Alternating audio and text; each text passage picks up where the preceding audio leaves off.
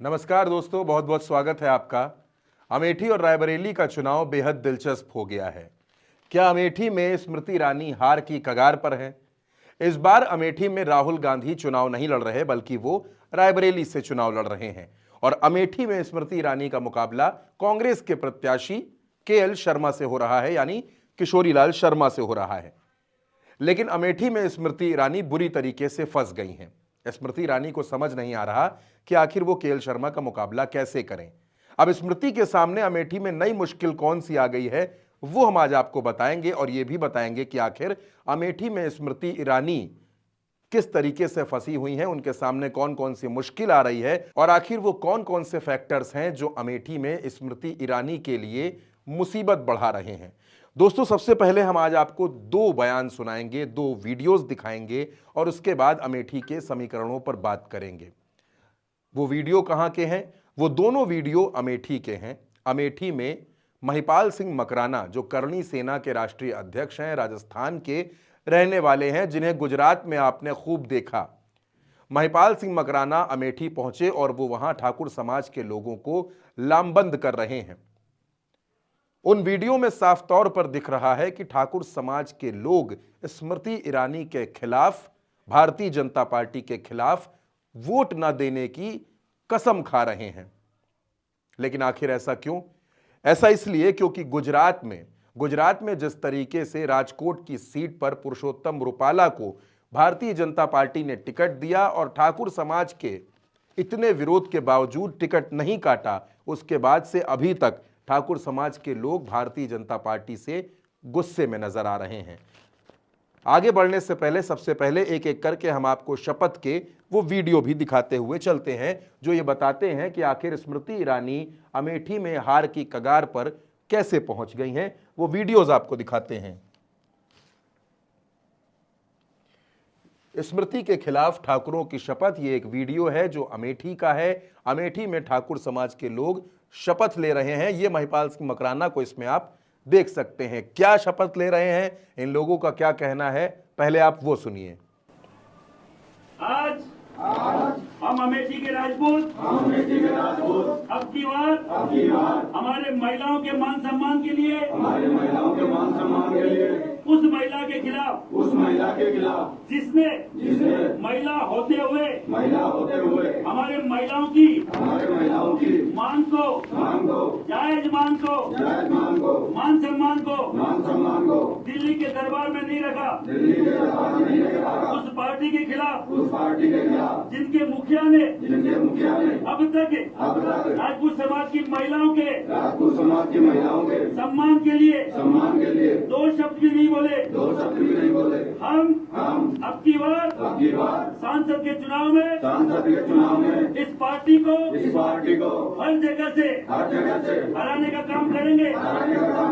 और जो भी व्यक्ति जो समर्थ है इस पार्टी को हराने में उसके साथ खड़े मिलेंगे, चाहे वो किसी भी पार्टी का हो। हम किसी पार्टी के बंदे व गुलाम नहीं है। माँ भगवती की कसम खाकर अब की बार इनको हराने का काम और हर एक घर पे जाकर अपने परिवारों को समझाने का काम करेंगे। जय हिंद, जय भारत, जय भवानी। बहुत करनी माता की। दोस्तों, ये शपथ आपने देखी, ये शपथ अमेठी में ली गई है, इस पर हम बात करेंगे।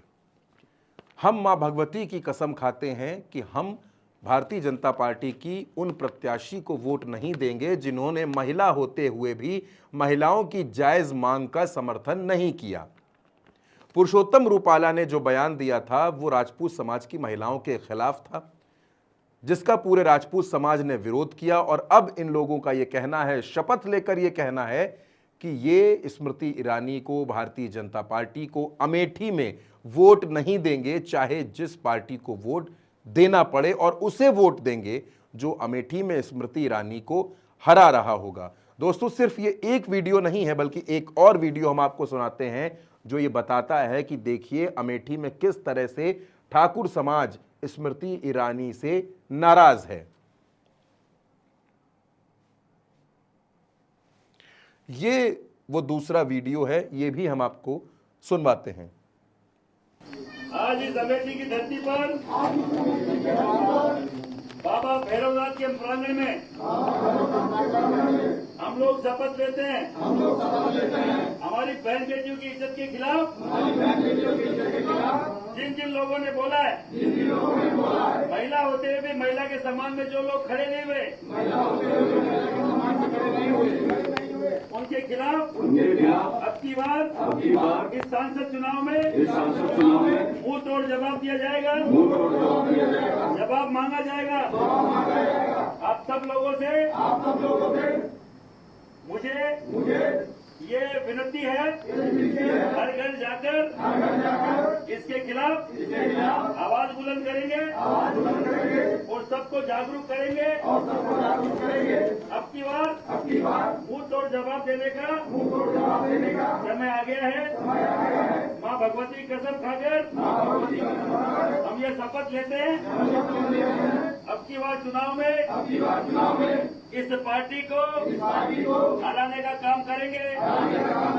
जय हिंद, जय भारत, जय भवानी, जय भारत बाबा की। दोस्तों, ये भी बयान आपने सुना और इन दोनों शपथ में ये पता चलता है कि अमेठी में राजपूत समाज के लोग बेहद गुस्से में हैं। अब दोस्तों, हम अमेठी के समीकरणों को समझने की कोशिश करते हैं कि आखिर अमेठी में जो राजपूत समाज के लोग जिस तरीके से विरोध कर रहे हैं, जिनकी वजह से स्मृति ईरानी हार की कगार पर आती हुई नजर आ रही हैं, तो आखिर ऐसा क्यों है और इसके पीछे की वजह क्या है। सबसे पहले हम आपको कुछ बातें समझाना चाहते हैं, वो आप समझने की कोशिश करिए कि आखिर अमेठी में फैक्टर्स क्या हैं, अमेठी में समीकरण क्या है। 2019 की अगर हम बात करें तो अमेठी में स्मृति ईरानी को वोट मिले 4 लाख और ये डेटा था 68,514, 68,514। ये वो वोट है जो स्मृति ईरानी को अमेठी में मिला। अमेठी की जनता ने उनको ये वोट 2019 में दिया। और इस चुनाव में राहुल गांधी जो चुनाव हार गए थे 2019 में, वो हारे थे 55,000 वोट का आंकड़ा था, 55,120 वोट। इतने वोटों से राहुल गांधी अमेठी का चुनाव हार गए थे। लेकिन दोस्तों, जब इसी आंकड़े को हम पीछे लेकर के जाते हैं, यानी 2014 में जब हम जाते हैं, तो 2014 का जो चुनाव था, 2014 के चुनाव में स्मृति ईरानी को अमेठी में वोट मिले थे 3,748,000। दोस्तों, ये वो वोट हैं जो स्मृति ईरानी को अमेठी में मिले 2014 में 3,748,000 और 2019 में 4,68,514। यानी मोटे तौर पर अगर आप देखेंगे तो स्मृति ईरानी के वोट बढ़े 1,60,000 के आसपास और राहुल गांधी 55,120 वोटों से चुनाव हार गए। ये बताइएगा मुझे कि अमेठी में क्या माहौल देख रहे हैं, स्मृति ईरानी जीत रही हैं कि नहीं जीत रही हैं? कतई नहीं जीतेगी और करणी सेना वहाँ बड़े तौर पर वहाँ सक्रिय है। हम लोगों ने वहाँ 2-3 मीटिंगें भी करी है बड़ी, और वहाँ शपथ ग्रहण जो करवाया है, बड़े बड़े गांव जो 50, 60, 70, 80 गांव एक साथ जो राजपूतों के हैं, वहाँ हर जगह विरोध है। और खुद हमारे कारण से नहीं है, स्मृति ईरानी के खुद के व्यवहार के कारण से भी लोग वहाँ उनसे खफा है। बोलने में वो लोग बोलते हैं कि फ्रेंडली नहीं है, रूड तरीके से बात करते हैं।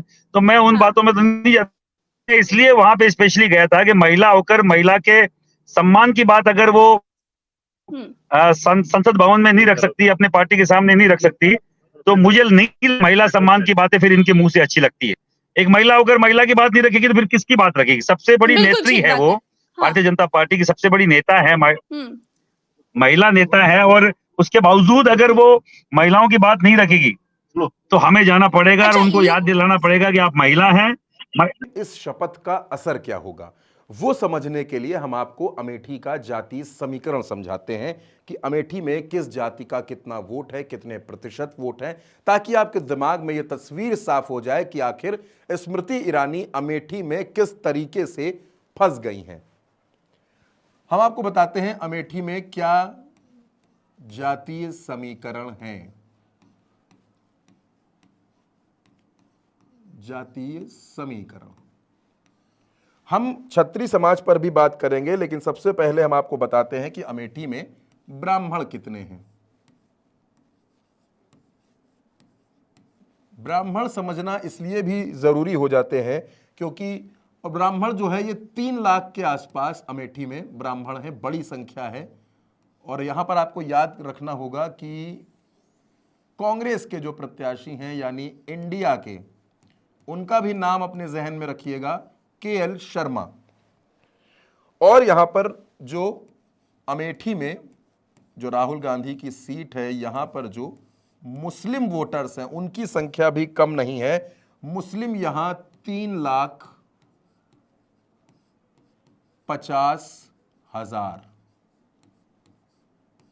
और अब जो लोग, जिस समाज के लोग शपथ ले रहे हैं स्मृति ईरानी और बीजेपी के खिलाफ, यानी कि ठाकुर समाज के लोग, वो ठाकुर समाज कितना है, उस ठाकुर समाज के वोट अमेठी की सीट पर कितने हैं, तो ये आंकड़ा करीब करीब 2 लाख वोटों का बनता है।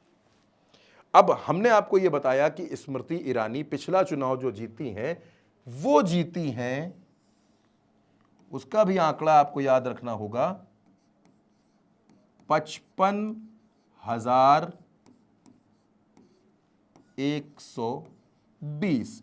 ये 2019 का रिजल्ट है। 2019 के चुनाव में स्मृति ईरानी इतने वोटों से चुनाव जीती हैं और अब उनसे जो नाराज वर्ग है वो ये है, और उसकी संख्या 2 लाख, यानी 2 लाख वोट स्मृति ईरानी से सीधे सीधे अगर नाराज हो गया तो ये स्मृति ईरानी को बड़ा नुकसान करेगा। अब ब्राह्मण क्यों जरूरी है? किशोरी लाल शर्मा जो हैं, यहां आप लिख लीजिए केएल शर्मा। केएल शर्मा जो चुनाव लड़ रहे हैं वो ब्राह्मण हैं और ब्राह्मण यहां 3 लाख के आसपास है।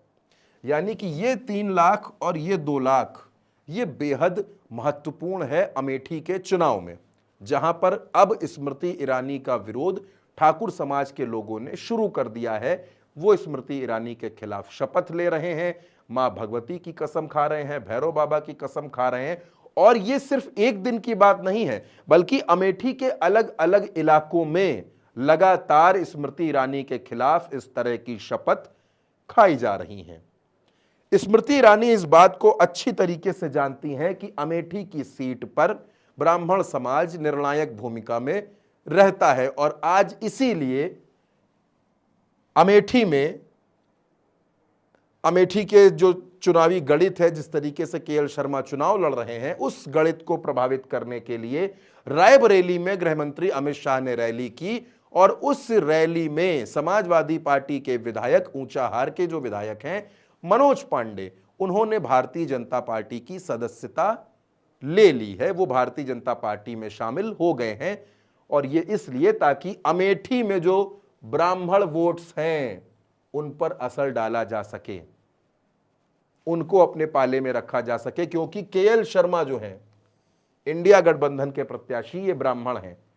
राकेश प्रताप सिंह आप अच्छी तरह जानते हैं, समाजवादी पार्टी के विधायक हैं, वो भी स्मृति ईरानी के साथ कई मौकों पर नजर आते हैं। लेकिन जिस तरीके से ठाकुर समाज के लोगों ने शपथ ली है, जो शपथ भी हमने आपको सुनाई है, ये जो स्मृति ईरानी के खिलाफ शपथ ली गई, इसके अलावा भी एक शपथ का वीडियो हमने आपको पूरा सुनवाया, ये जिस तरीके से शपथ ली गई, इन्हीं दोनों शपथ की वजह से स्मृति ईरानी हार की कगार पर नजर आ रही हैं। और अब स्मृति ईरानी की भाषा का संतुलन भी गड़बड़ाने लगा है।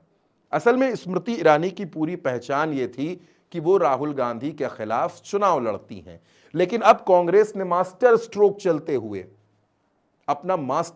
चलते हुए स्मृति ईरानी का वो जो एक जलवा था राहुल के खिलाफ लड़ने वाला, उसे भी खत्म कर दिया है। अब स्मृति ईरानी केएल शर्मा से चुनाव लड़ रही हैं, जो गांधी परिवार के समर्पित कार्यकर्ता हैं, पुराने सहयोगी हैं, 4 दशक से गांधी परिवार के साथ है। और केएल शर्मा की एक खासियत है, केएल शर्मा अमेठी और रायबरेली की गली गली से वाकिफ हैं, वहां उनको जानने वाले लोग हैं और इसीलिए तमाम लोकल इश्यूज पर और बाहरी बनाम स्थानीय की जो राजनीति कई चुनावों में होती है उसमें भी केएल शर्मा स्मृति ईरानी पर भारी पड़ रहे हैं और इसीलिए स्मृति ईरानी का चुनाव बेहद मुश्किल हो गया है, बेहद टफ हो गया है। इस वीडियो में हमने आपको यह समझाने की कोशिश की कि अमेठी का जाति समीकरण क्या है और अमेठी में किस तरह से ठाकुर समाज के लोग स्मृति के खिलाफ उतर आए हैं और यह विरोध भारतीय जनता पार्टी और स्मृति दोनों के लिए बहुत ज्यादा मुश्किल बढ़ाने वाला हो गया है।